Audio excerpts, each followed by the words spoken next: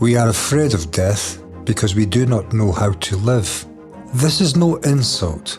We are exploring a very sad fact. We do not know how to live. We live on shifting inner words and images, pleasures, pains, fears, and desires. We live within a neverland of two conceptually devised brain-generated times, the past and the future, a remembrance and a concept, and we ignore the real world in front of our eyes in the only time which ever existed, as if it were completely insignificant.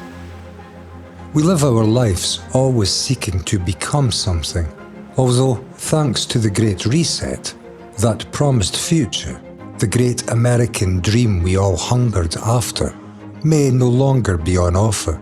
Life and death are one. Show me the death without life, or the life without death. We are neurotic about death, and yet we take the life of another so easily. We pin medals on the chests of men who do this in the name of a piece of divided ground we live tribally upon. What a strange people we are. For us, living is on accepted ideas, words, and images provided by another. Concepts. We stand on our physical ground of this wonderful planet of light, movement, and shade, in infinite space and infinite silence. This is the ground of this universe. The ground of mankind, in comparison, is noise, vulgarity, violence, and war. This ground naturally arises in a world populated by a humanity which lives and feeds on divisive concepts to find its security. Security cannot be found in an idea. Ideas divide us all, and we live on ideas. There is the greatest of securities in meeting life as it is, free from inner images, free from inner time, rooting your life not in a future desire, which is to invite fear, but in present moment completion. But to do so, you must be silent, absolutely silent. And to be silent, you must die a kind of death, the death of the continuity of the inner self, the human ego.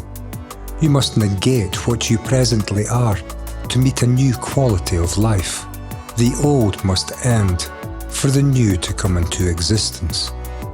To meet this universe, our inner river of conceptual words and images must come to end. We fear this with all our might. Our whole life has been led to find security in continuity and seeking to avoid ending at all costs. And yet, it is only in ending we find a rebirth into a life of infinite meaning.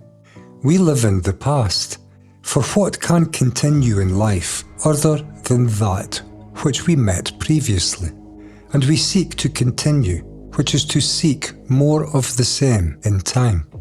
There is no life to be found in the dead past. There are divisions and wars and tears more than raindrops. End what you are, which is what you were. Let the past trail off behind you this very moment.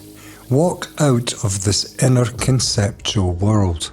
Let no man tell you how to do this, for there is no how. You must carve your own path. This is a spiritual affair.